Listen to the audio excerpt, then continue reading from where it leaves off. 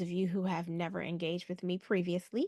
I'm excited to have you here once again to join us for our all hands meeting where we're able to bring together members of the MSCC community to share resources, information, and just to engage. Today's topic is going to be a presentation is going to be a little different than some of the ones we've done in the past. We have three panelists who are going to be participating and sharing their perspectives in their different roles on their campuses. So they're coming from different campuses, different HBCUs, and they all have different roles on those campuses. And so the idea is that we can learn from understanding where people are coming from and their different perspectives, especially in their leadership roles. So we're going to get to them in a little bit. But again, thank you for joining us. And okay, good. We're ready to go. I wanted to make sure all of our AI bots had been removed. Um, Thank you. So, our agenda today, we are going to get started with our introductions as we always do. If there is anyone who is on the call who is joining us for the first time at our all hands meeting, you might have participated in some other MSCC events, but maybe you've never been at an all hands meeting. So, if you are joining your first all hands meeting, would you please introduce yourself? Just take yourself off mute and go ahead. You don't need to raise your hand. Yeah, so my name is Mustafa Hassan. This is my first time ever in all hands meeting, and I'm excited to hear what you guys have to talk about. Great, thank you. And where are you? What institution are you representing? I'm from the University of Maryland Eastern Shore. Oh, wonderful, wonderful. Thank you. Thank you. Anyone else? Yeah, I will go ahead. My name is Vibhuti Gupta. I'm an assistant professor in the Department of Computer Science and Data Science at Meharry Medical College. And this is my first time attending this meeting. Thank you.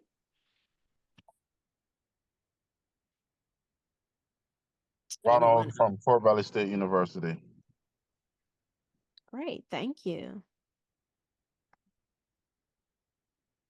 Any other newcomers to our meeting today?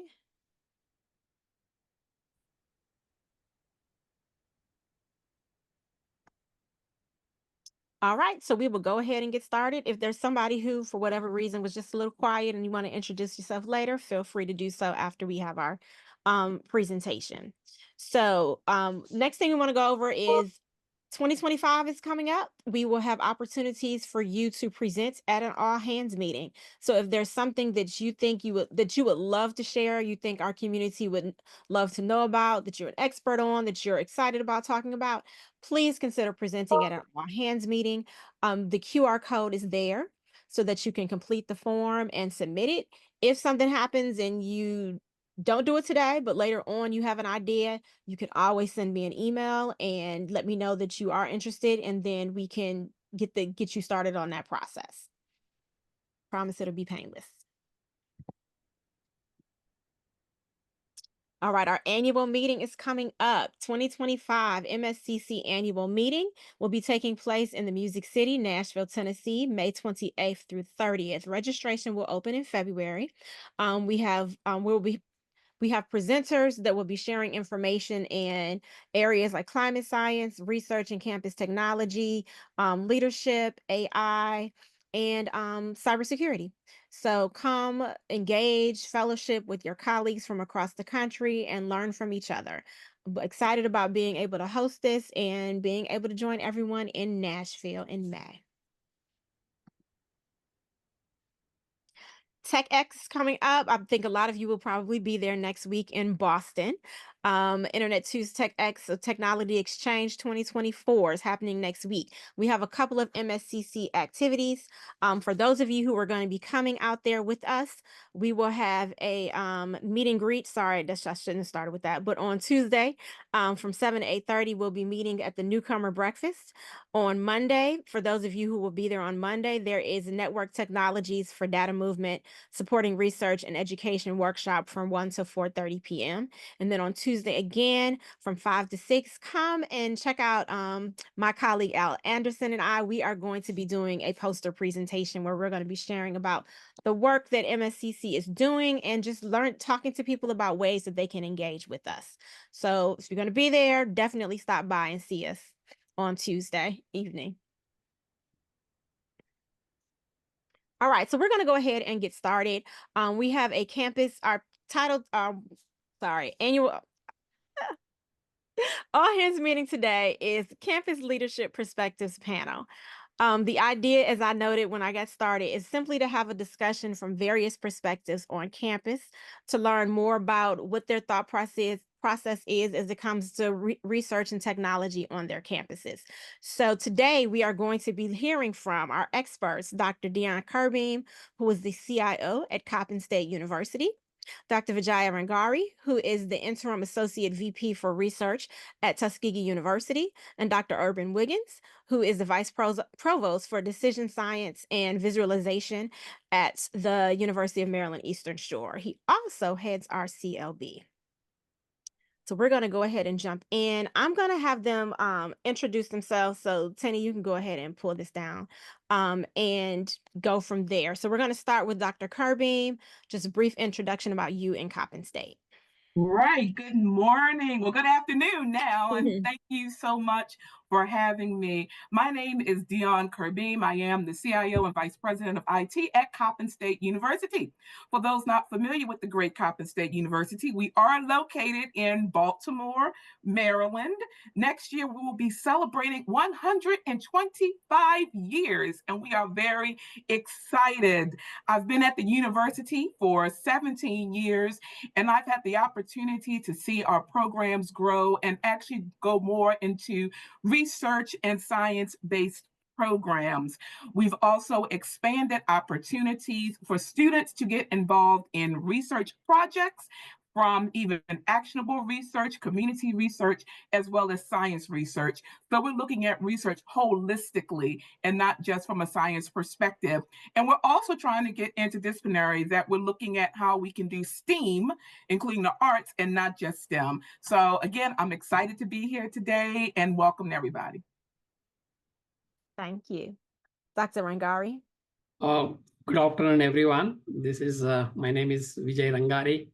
I'm Professor in Material Science and Engineering at Tuskegee University and also Interim VP for Research at Tuskegee University. And you all know Tuskegee University is an historically Black and land grant university that is founded in 1980-81.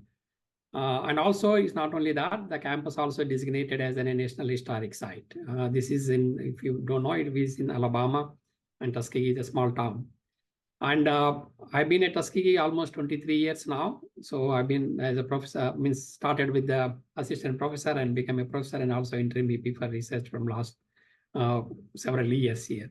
So I especially at Tuskegee University, we have like three major PhD programs, and material science used to be one of the flagship program, and I'll share later when you needed all other things about the university.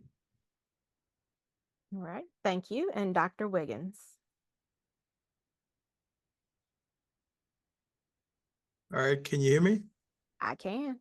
Okay, great. I am Dr. Urban Wiggins. I am the Vice Provost here at the University of Maryland Eastern Shore. I am so happy to see Maryland being represented so well today with my sister institution. Thank you very much, Coppin, for being in.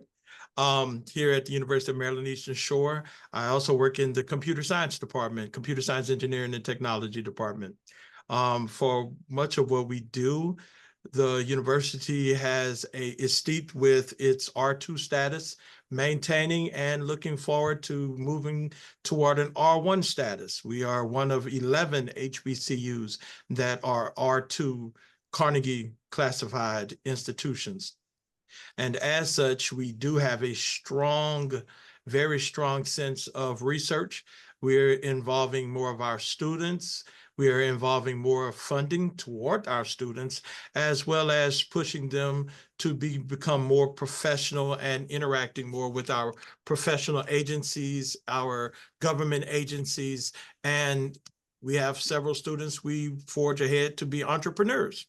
So one of the things that we're really pressing and encouraging, we've received some grants that has provided funding to the institution to support new researchers with learning how to do research.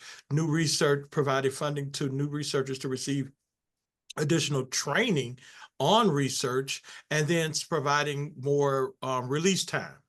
Because let's be clear, we're all generally in the vicinity of working at a HBCU where the normal 4-class workload for our faculty is nice and idealistic, but to say that you teach 5 and 6 classes in a semester is not abnormal. So if you're teaching a load like that with that many students as to advise, it makes it extremely difficult for you to do research.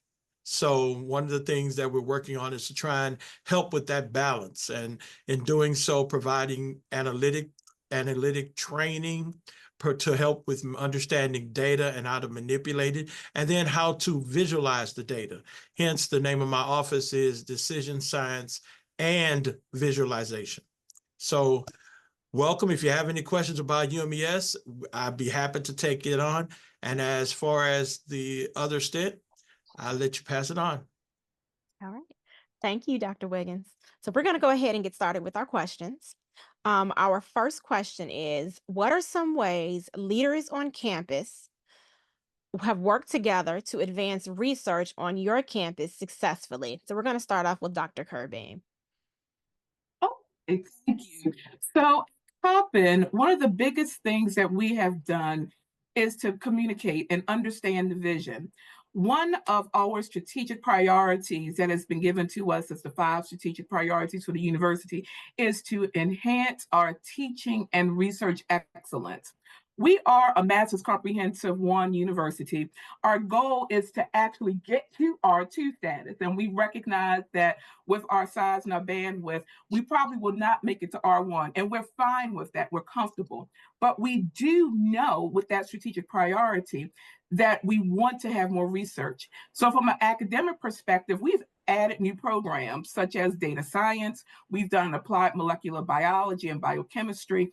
And since I understood that vision from an IT perspective, I needed to make sure that the infrastructure was going to be appropriate to allow them to do the research that was necessary. Now, our infrastructure, our switches, they have been out of date. And for those of you in IT, you know, we've been going to gray market to get a lot of our infrastructure. So basically, in layman's term, we've been doing a lot of flex sealing and duct taping of a lot of things. So we went to the president, we talked about how we wanted to get more with research. So we got funding to replace a lot of our 14-year-old network and support systems. Initially, we had switches that could only support 20 gigabyte connectivity. Now, once we finish the upgrade, which should be done about February, we will have a backbone of 100 gigabyte backbone that will support 50 gigabyte connectivity, which has given us increased power. Now, while this is good, this is still not the optimal state because this runs both our academic, administrative, and research requirements for infrastructure. So my vision and my goal is to seek funding, through grants and trying to get more through working with the president and our academic affairs area so we can eventually separate and have a dedicated pipe just for research. Because particularly for things such as data science, biology, they pull down a lot of data and they use a lot of bandwidth. And we don't want to restrict them in order for them to be able to scale up, to get the students that they want in their programs and to do the research. So that's how we have been working together. And from an IT perspective, making sure that network is there to do what they need to do. Because if you don't have a good network, you can't advance the research. All right. Thank you. Dr. Rangari. Hi, yeah, this is at Tuskegee University. All we know it is a research intensive university and a STEM-based university.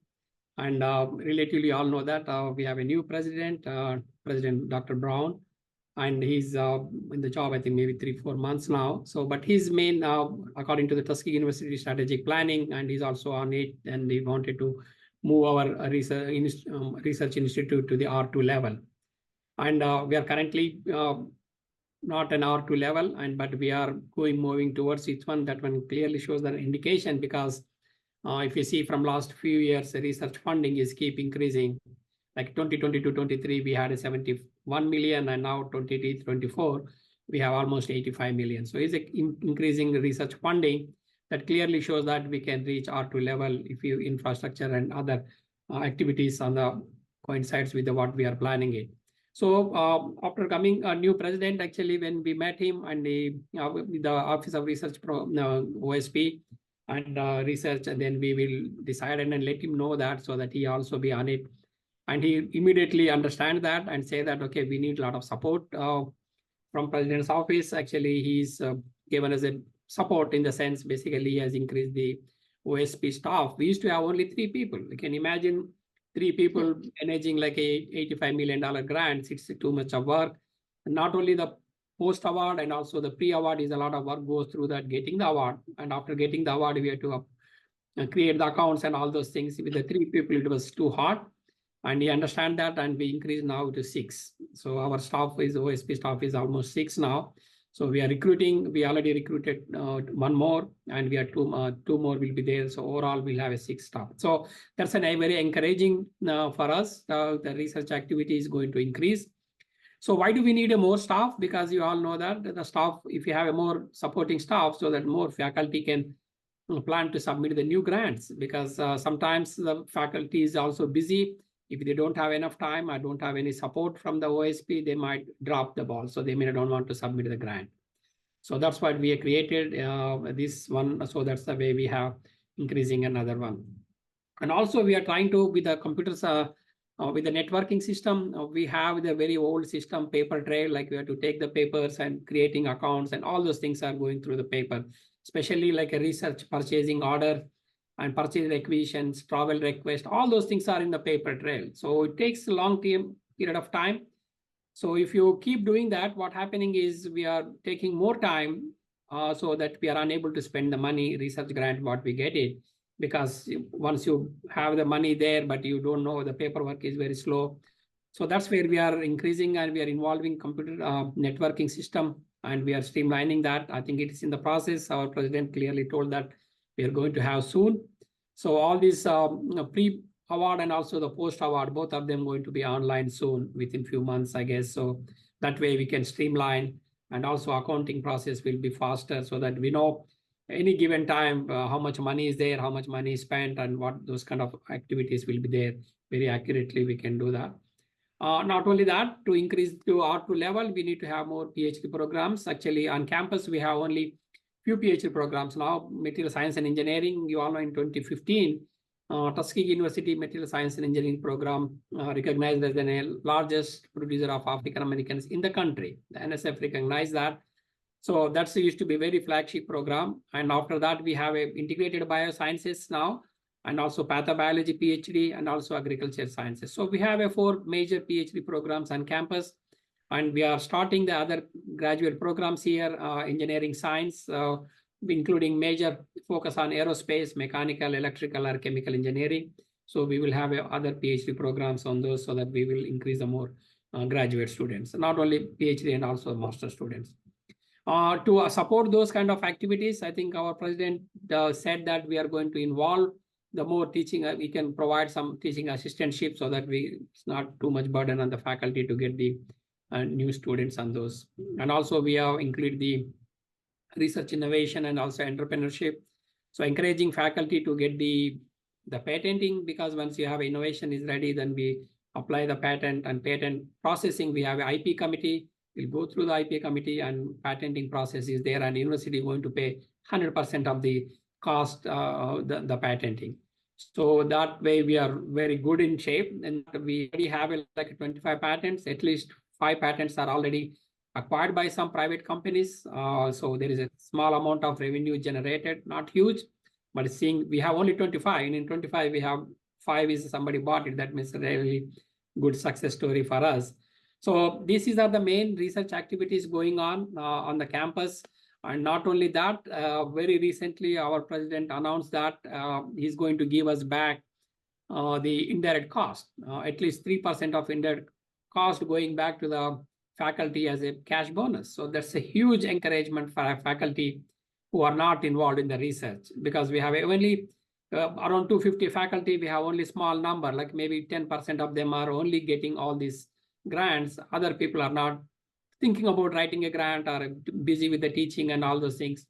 So with this incentive, I think they get motivated and they may try to think about, okay, we want to do the research, so can get some cash money. So that's a very good encouragement. And it is just announced, I think, 2 months back. So we are not yet received money, but it is very encouraging for us. We are going, it looks like we're all moving towards the right direction to reach R2 level. So I think that's what we have so far. I think I can share later if you have any other questions. Thank you. Dr. Wiggins. Well, one of the things that University of Maryland Eastern Shore has done to communicate, we have established specific individuals to do workshops and introduce that concept that research is important to the institution. We have done, our Office of Research, they do work I won't say weekly, they do regular workshops to communicate to the faculty and to the staff that this is available to them to learn how to write grants, how to manage the grants, things along those lines regarding research. Then as far as working with IT, the IT department, along the lines of what's being done by Coppin is to reach to establish a separate network. Now, what my bio probably says now that I didn't mention is that about a year and a half ago, I served for 22, 23, I served as the CIO here at UMES. And as CIO, I worked to build up our network. We utilized the funds to actually, which I'm smiling about Coppin, because we have 100 gig backbone established on our campus. We increased the number of redundant pathways onto the campus so that we were not operating out of the same circuit, and we have multiple paths to the campus, one and handle to address the redundancy. Because we do agree, I wholeheartedly agree with you, understand that the need for a robust cyber infrastructure is crucial. I am that data analytics instructor that does those downloads. And I am that individual who works in computer networks that looks at the streaming rate of what we're doing. We actually have we have a tower. It's a metropolitan tower that we have that's over, I think it's 300 feet high. We have an aviation program. That tower pulls a feed at 4 different intervals of sensor data, and it streams it every 15 seconds. Now, as many of you can already imagine, that's quite a bit of temperature data, wind direction, barometric pressure, sun, the level of the sun. I mean, all of this is coming to it, and we have several sensors at each level, at the 300, 200, 100, 50, and the base level that is being streamed onto the network. So yes, we definitely need a robust network that can handle just information like that. And to promote the research, we've built out things along those lines, bless you. And we have also established a big push. As an HBCU, you're familiar with Title III funding. So working with Title III with the Title III department to provide seed funding for certain research in certain areas to start off. You hire a junior faculty member and they don't necessarily have that seed funding for the first year that they're there to try and do some work. So working with them, establishing partner guideline pipelines, and then working with other institutions that have mentorship programs for incoming faculty to do partnerships and to stream that data along the same lines. So we've done a lot of communication. We've done a lot of things to build out our foundation and to sustain it. And we've been promoting that. We've been promoting with our academic affairs area, the partnership, the concept of a mentorship program for our junior faculty with our senior faculty.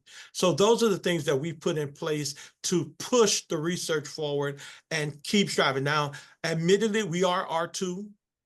we would like to, the goal is to become an R1 institution, but as you understand with Carnegie classification, that's that each cycle that you're evaluated, the following cycle, you may not have that same status. So the goal is to obtain a level and move the institution at a rate such that not only can we obtain that status, we can maintain it. So that requires an infrastructure in place that is repeatable, something that's scalable, and something that can be maintained. So those are the things that we're doing here at UMES to be able to handle our research. Okay, thank you, Dr. Wiggins. Our next question, which connects to the previous question, how can the CIO, president, and VPR work together to foster a culture of innovation among faculty and students? Start off with Dr. Rangari. Yeah, so yes, at Tuskegee University also we do work very closely with our CIO and also the president and OSP, especially encouraging the research and innovation. As I mentioned to you, like we are very pro for the innovation. If any new innovation is coming from the faculty, we are trying to get them the patenting very quickly. Once the patenting is there, then we look for it for the companies. As I mentioned, we already have like three patents are already sold or licensed with somebody, and others are also there. And also we have another person, VP for external affairs. So basically we'll be looking for the companies who are interested. Not only that, we very actively looking for all these non-disclosure agreements with the private companies who are interested with us, or maybe some of the universities, not only within the country, out of the country also we have NDA agreements with them, especially from African countries, and also some Brazil and India and some other countries we have, so that we are actively exchanging the research innovations with the other faculty and the students. And we do have some of the students have an opportunity to visit other countries on the research activity. They can go and spend some time, and also they can also come back here. So that will give a good culture for us. For example, recently we have one student just came from Brazil, is going to spend for whole year. So the money is not coming from Tuskegee University, money is paying from the Brazil government for him to stay on Tuskegee campus. We are providing only lab and facility. So this will give our students, our Tuskegee students, a PhD or graduate students, to get to see how the research work is done in other countries, and how those students will have, how do they work, and all those kind of cultural exchange and those kind of things will motivate a lab in the lab. If you have a lab setup, if the foreign student is there, they get to learn, because the students can easily interact with each other and get to that. And also not only that, even the faculty can go to the other research institutions. Like for myself, I used to visit Brazil a lot, go to exchange, and also we should teach a class there and the course, so that we know how the teachers, students behave there, how the research activity goes around. So that will be two-way interactions very well. It worked out, and most of them are built in the research grant. And there is no cost for the Tuskegee University as it is, but this is built in the research grant. So it is working very well for us, so that we are very successful in that. And our current president is very, very encouraging all these research activities, so that we definitely are going to move towards to the R2 level soon. That's what we are expecting. And as I mentioned earlier, so we have incentives given to the faculty, and also there is a planning to give some of the break from the teaching if you are really interested in getting the research grant. So that's in works. Thank you. Dr. Wiggins. In that I had the opportunity to serve as vice provost and CIO. It afforded us, the administration and let's just say the institution as a whole, to understand, to have the opportunity that communication is key. And communication does not simply mean sending an email and receiving an email. And it also means that in my experience in dealing with, especially from comments and working with MSCC, one of the biggest challenges from the CIO perspective that you'll be facing is the reality that you are talking to individuals who are highly skilled, highly intelligent, but not necessarily in your field. And they don't always understand IT. The reality of that is to understand, not understanding IT, but understanding the value of, especially in certain areas where CIO reports to finance. Finance, the structure of finance by nature is to look at the bottom line and look at the dollar. So it is going to be a selling act.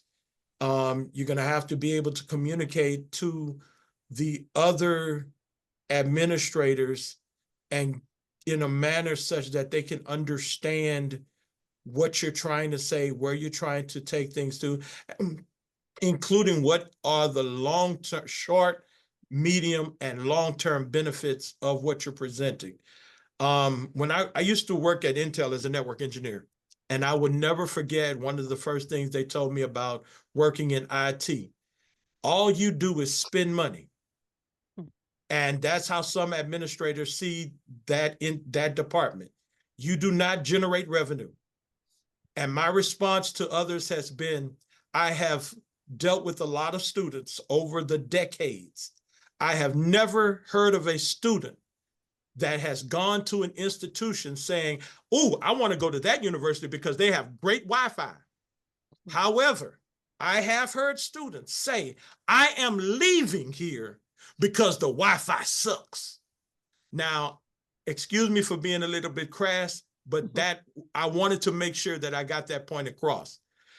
It is imperative that we communicate from the CIO IT level to the administrative level.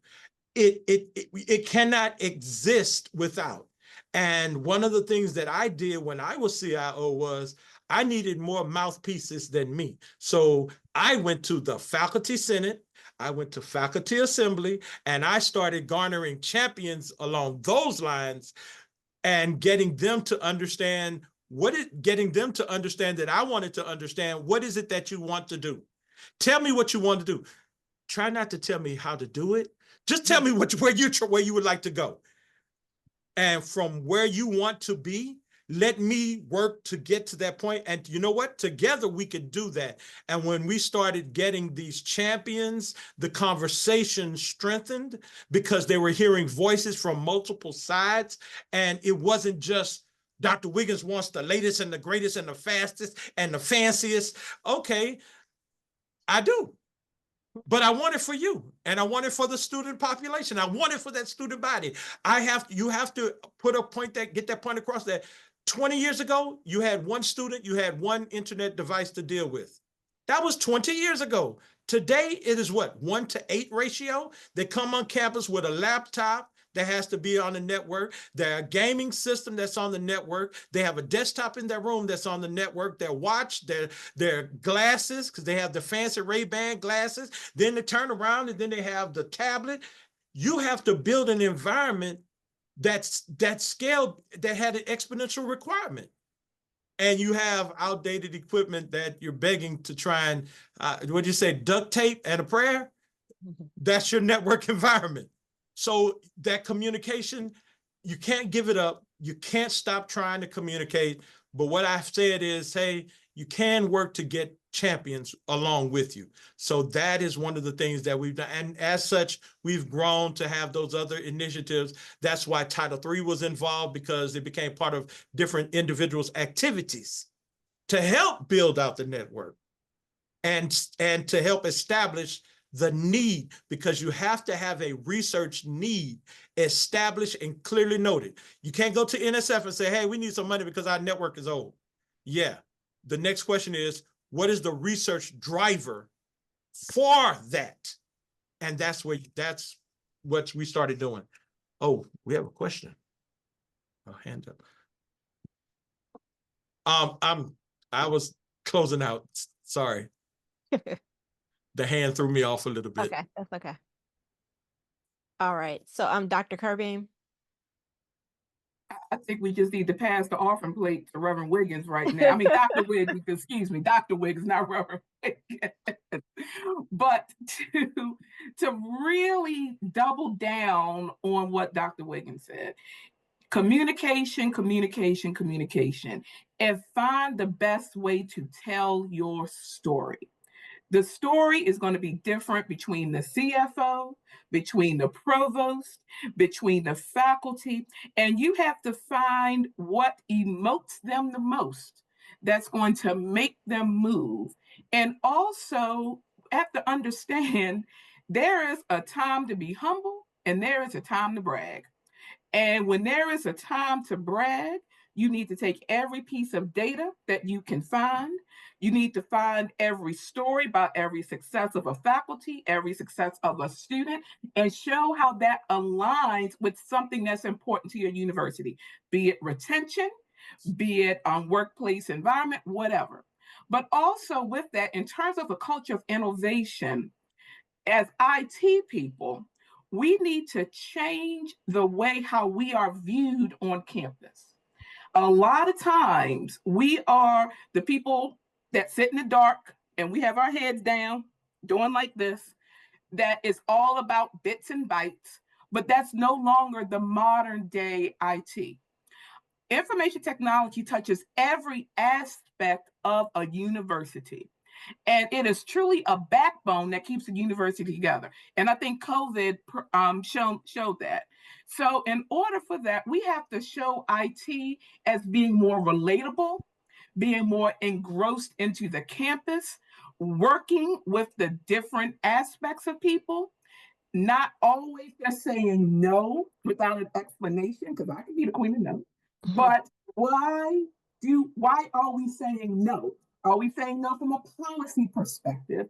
Are we saying no because there may be a better solution? How can we work together?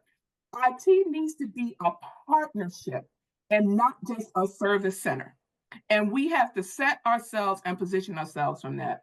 And also with that, it is important with any innovation project, bring IT in at the beginning and keep IT engaged throughout the entire process.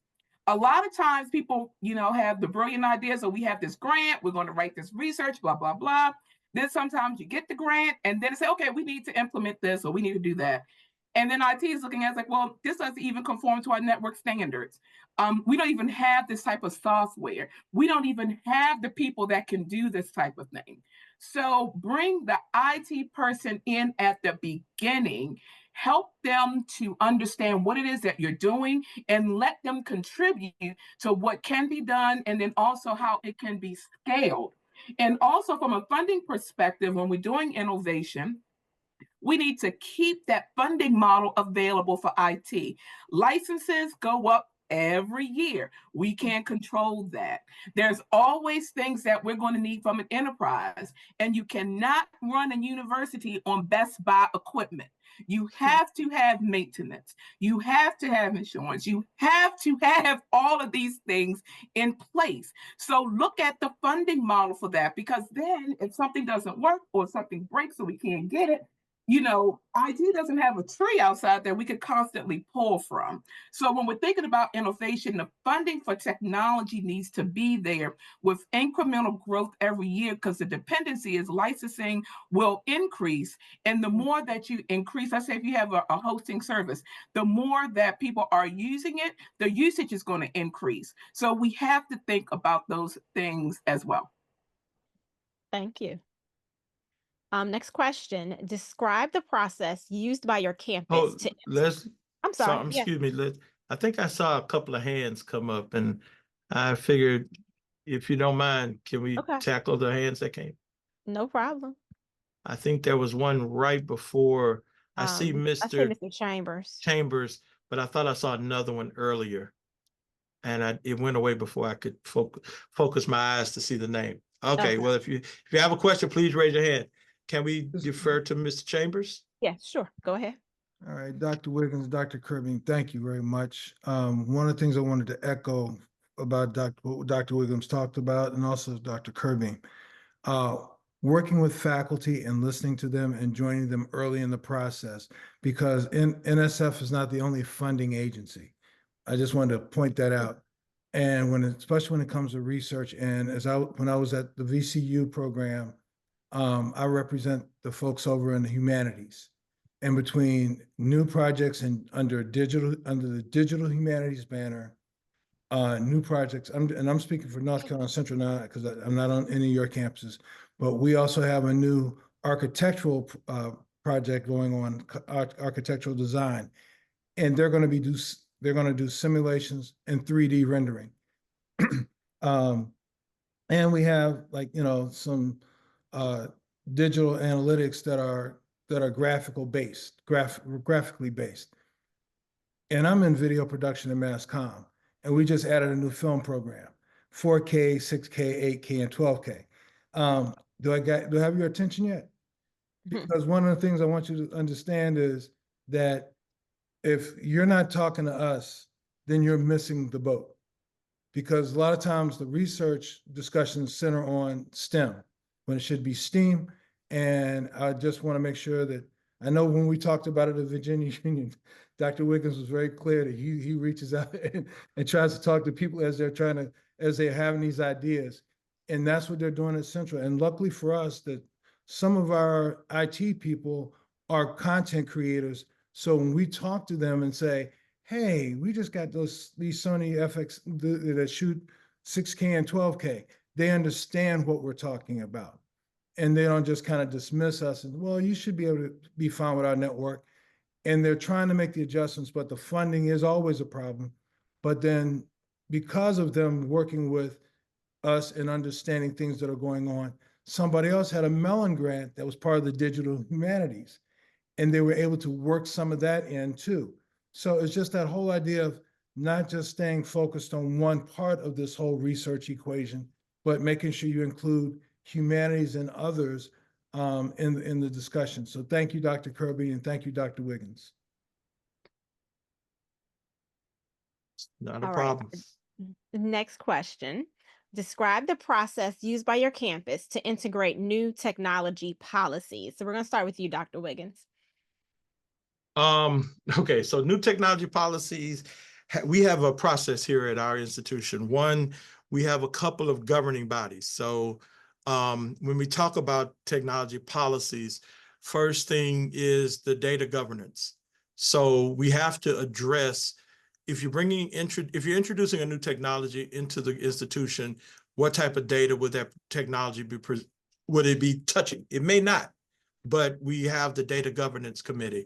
We also have the IT development team, and you present that to them. So the process is to go through there, depending on what type of data you'll be providing or you'll be dealing with. The data governance committee may, from one perspective, we may just look at, I head that committee.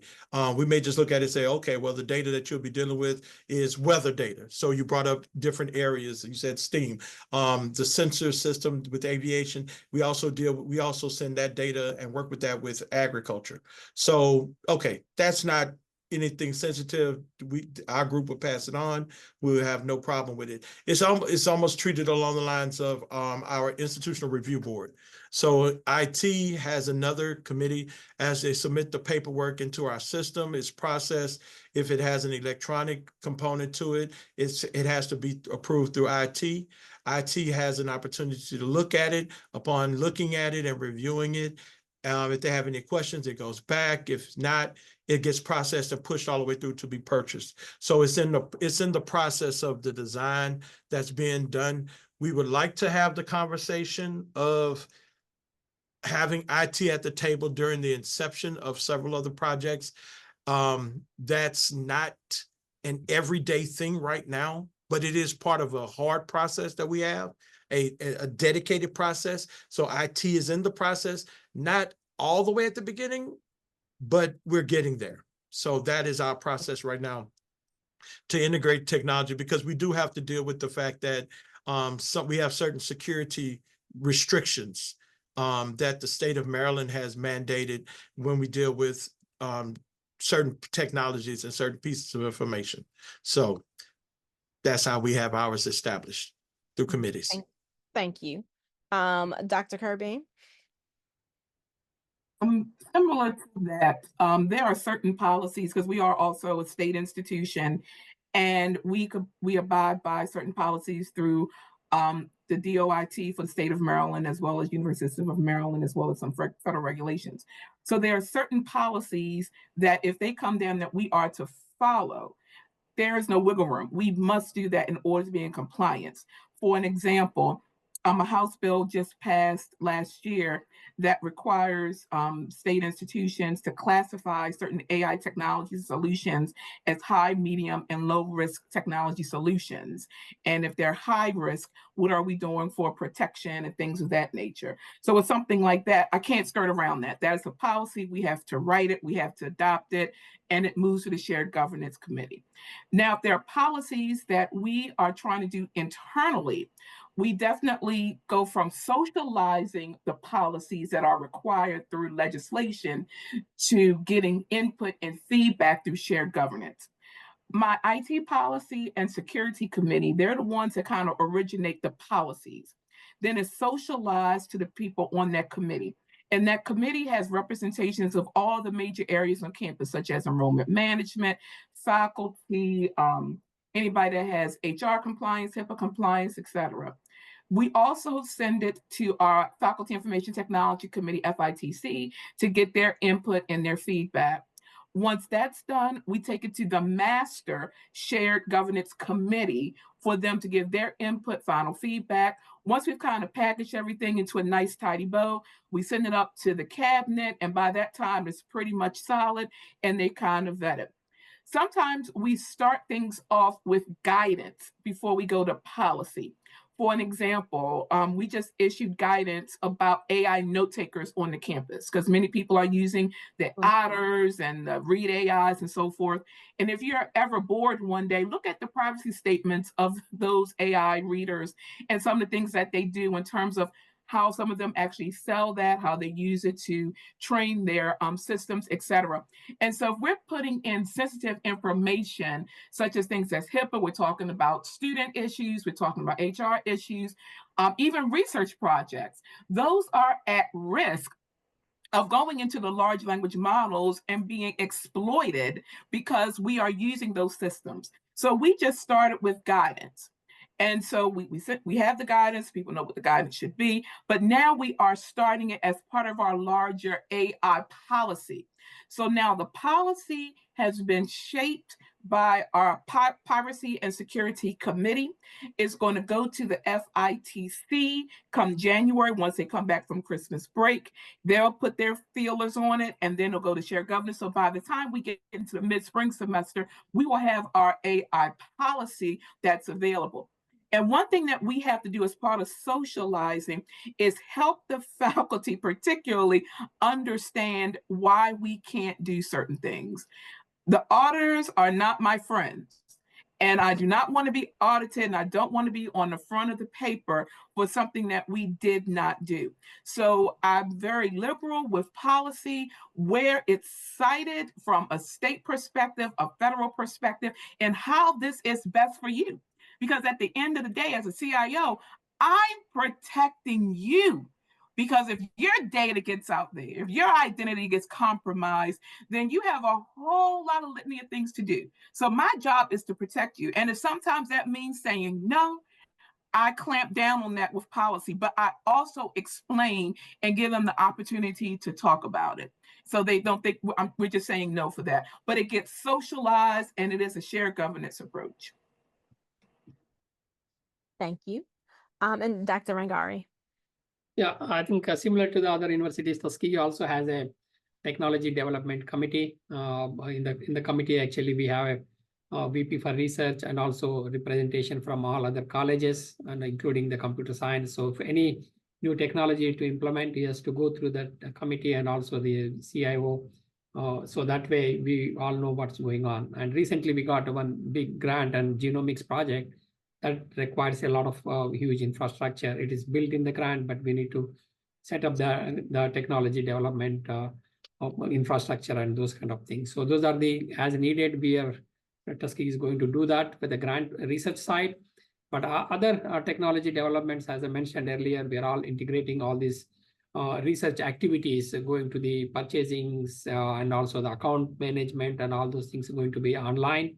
So that way we will know any given time what is the status of the research activity and also the funding and all those kind of stuff. So that way we are very actively working on. So our research technology development depends on mostly on the research side I'm talking about depends on what the grants we get it, and we try to incorporate in the current technology.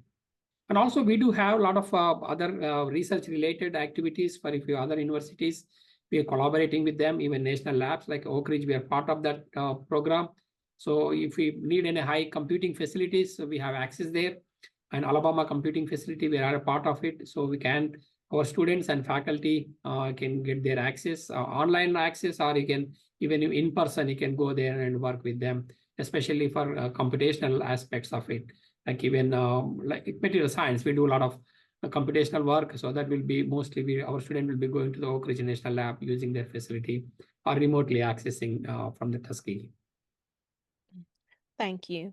Well, we're getting close to 1 o'clock. So we did have a couple more questions, but I want to give the opportunity for anyone who is participating on a call. If you have any questions for any of our panelists or comment something you'd like to share about work that's things that you found effective on your own campus for bringing everyone together for successful research and technology.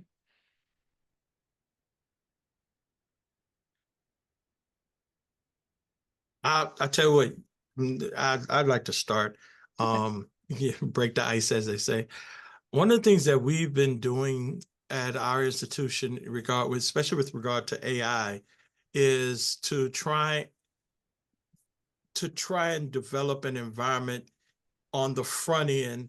So I'm going to speak from two perspectives. I'm going to go to the academic side of the house for any of my non-CIOs that are present. One of the things that we have to wrestle with is utilization of an AI to write a paper. How is that any different from using a calculator to doing a calculation in mathematics relative to writing an essay? It's been a challenge as far as how to manage it, how to use turnkey solutions to be able to address it and identify it, and then ask the question, is that a violation? Is this an ethical or moral issue when a student uses AI to do their work? If I tell the AI to build me a C++ program that is my homework assignment, did I cheat in doing that, or how is it viewed? So what has occurred is we've accepted the fact that AI is a part of today's environment. And whether you like it or not, it is here. Students are utilizing those tools. And if you're going to have to deal with it, we want to start dealing with it on the front end. So we at least had the conversation of what is AI with our faculty to get them, because there are so many definitions of AI, so many definitions between AI, machine learning, data analytics, that the water is extremely muddy. So from a technical standpoint, we wanted to have that conversation with the faculty so they can start identifying it and then let them make an educated decision with regard to how they want to handle their classes. We all have our personal opinions, but we still need to make a decision if a decision should be made. On the other side of things, AI has a huge computational complexity when it comes to doing much of the work in AI. So that means the demand of the core hardware is going to be challenging. The network requirements are going to be challenging because oftentimes the amount of data that's being utilized is of the larger scale. And when it comes to analytics, I have personally brought machines in my office and in the labs to a crawl doing some large scale analytics. And as such, that meant that the requirement from IT, certain machines we can't utilize because it's not going to work. So we have to start, we're trying to have the conversation with the CIO on the side of, we're going to need some high-end machines, or we're going to have to do more work to partner with high-performance computing so that using tools like Access so that we can connect and utilize those resources, because we can't buy, I have a 96 gig RAM Apple Studio, Mac Studio in a room. I can't buy 20 of those at $3,000 a pop. We can't, that's not a, and especially when I try to do this around the entire campus, that's not feasible. And so as such, it's having these initial conversations and being strategic. Ignoring it is not going to fix our problem. So the thing we have regarding AI is have the conversation. It may be a hard conversation. It may be a conversation filled with a lot of questions, but you should at least start that communication. Can I just add to that? Because I think that is a really good piece.